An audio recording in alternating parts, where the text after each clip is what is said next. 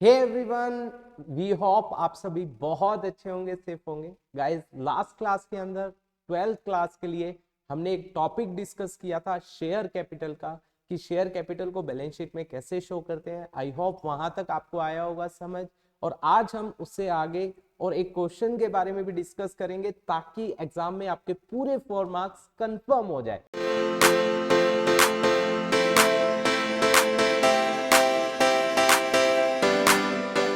तो देखिए, एक बार रिकॉल कर लेते हैं हमने क्या क्या डिस्कस किया था। हमने डिस्कस किया था बैलेंस शीट के अंदर हम शेयर कैपिटल को कैसे शो करते हैं। इसके बारे में हमने 3 बातें पढ़ी थी, याद होगा। ऑथराइज कैपिटल बिल्कुल आसान था, इशूड कैपिटल बिल्कुल आसान, उसके बाद सब्सक्राइब कैपिटल। इसके अंदर 2 बातें की थी, subscribed and fully paid. Subscribe but not fully paid, याद होगा। सब्सक्राइब एंड फुली पेड में क्या पढ़ा था? 100 रुपए का शेयर है, 100 रुपए मंगवाए गए और 100 के 100 पे कर दिए। और subscribe but not fully paid में हमने 2 बातें की थी, याद होगा। 2 बातें क्या पढ़ी थी?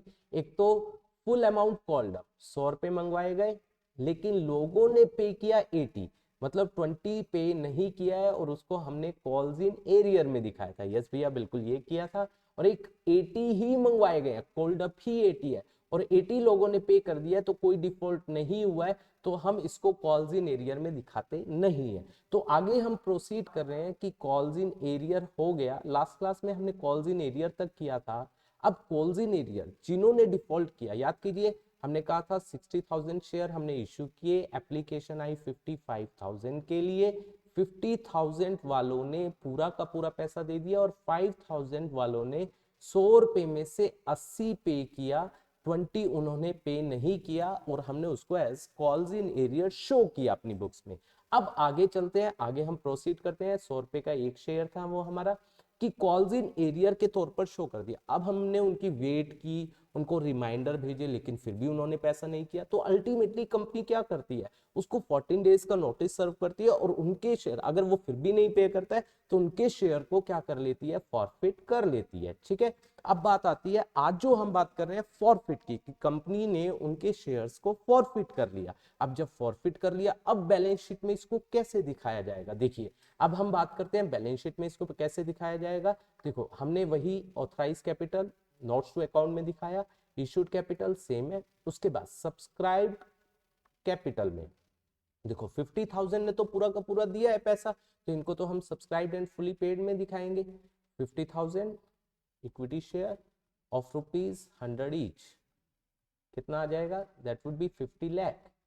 और ये अब हम कॉल्स इन एरियर नहीं शो करेंगे, क्योंकि अब उनसे पैसा हम डिमांड नहीं कर सकते। वो कहेंगे भैया, जब आपने हमारे शेयर फॉरफिट कर लिए, 5,000 शेयर थे हमारे, आपने जब्त कर लिया, अब हमसे पैसा कैसे मांग रहे हो? तो ये subscribe but not fully paid में नहीं आएगा। तो मतलब कहने का क्या हुआ, जैसे ही फॉरफिट होंगे तो वो subscribe but not fully paid में अब नहीं आएंगे, वहां से एक अलग अकाउंट जिसका नाम है फॉरफिटेड शेयर, वहां ट्रांसफर हो जाते हैं। तो यहां पर लिखा जाएगा एड फॉरफिटेड शेयर।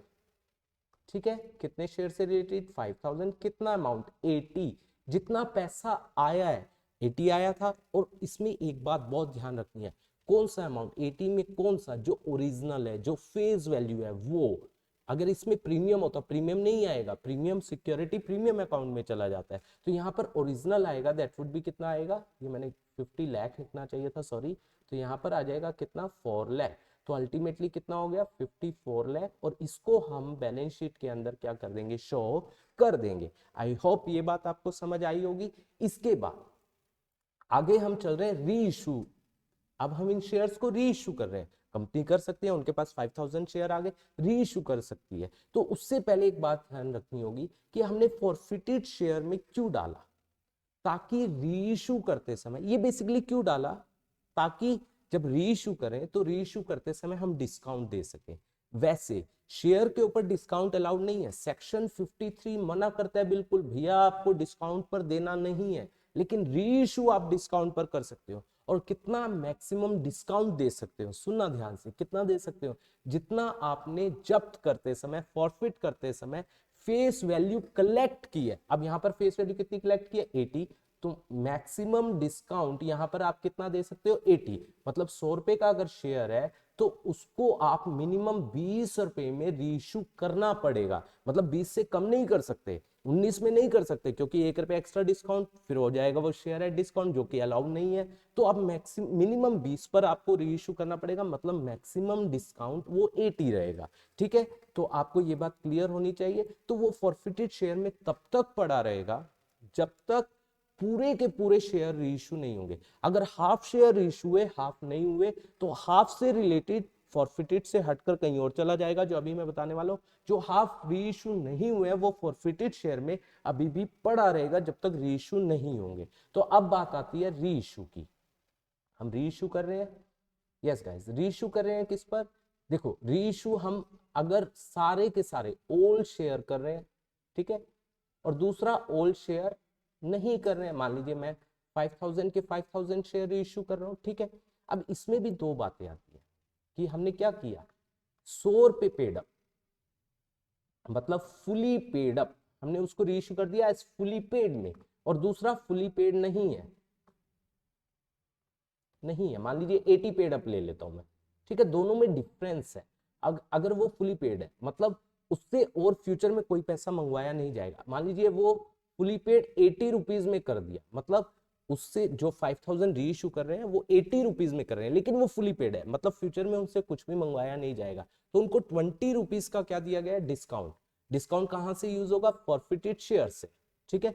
तो लेट्स सपोज 5000 इंटू 20 का डिस्काउंट है, कितना हो गया, 1 लाख। हमने फॉरफिटेड शेयर में डाला कितना था ऊपर, 4 लाख, 1 लाख यूज हो गया, 3 लाख बच गया, सारे के सारे रीइश्यू हो गए। तो 3 लाख को हम कहां डालेंगे, कैपिटल रिजर्व में। जैसे ही रीइश्यू हो जाएंगे, जो फॉरफिटेड शेयर में पैसा बच जाएगा डिस्काउंट देने के बाद, वो हम कहां डालते हैं, कैपिटल रिजर्व में, तो उसको कैपिटल रिजर्व में डाला जाएगा। अब यहां पर कैसे इसको बैलेंस शीट में प्रेजेंट किया जाएगा, जो कि मेन चीज है। अब देखो 50,000 भी हमारे क्या थे, फुली पेड थे। अब ये 5000 भी क्या हो गए, फुली पेड, तो 55,000 के 55,000 फुली पेड हो गए। तो हम कैसे दिखाएंगे, ऑथराइज वैसे ही, इशूड वैसे ही, सब्सक्राइब कैपिटल में subscribed and fully paid 55,000, equity share of 100 is that is 55 lakh. अब बताओ फॉरफिटेड शेयर में कुछ रहेगा, नहीं रहेगा, क्योंकि जैसे ही रीइश्यू हो जाएंगे सारे के सारे, फॉरफिटेड शेयर खत्म हो जाएगा, जो उसमें पैसा बचा होगा वो कैपिटल रिजर्व में ट्रांसफर कर दिया जाएगा, और कैपिटल रिजर्व आता है रिजर्व एंड सरप्लस में, यहां इसको शो करते नहीं है। अब बात आई कि हमने अगर कितने भी किया, फुली पेड अप नहीं है, 80 पेड अप है, 80 वाला हमने कितने में कर दिया, 50, तो हमने कितने का डिस्काउंट दे दिया, पहली बात 30, तो 5000 इंटू 30 कितना हो गया, 1,50,000, ठीक है। टोटल कितना था, 4 लाख, 150 डिस्काउंट दे दिया, अभी भी कितना बच गया, 250। अगेन इसको कहां डाल दिया जाएगा, कैपिटल रिजर्व, क्योंकि हम 5 के 5000 शेयर क्या कर रहे हैं, री इश्यू कर रहे हैं।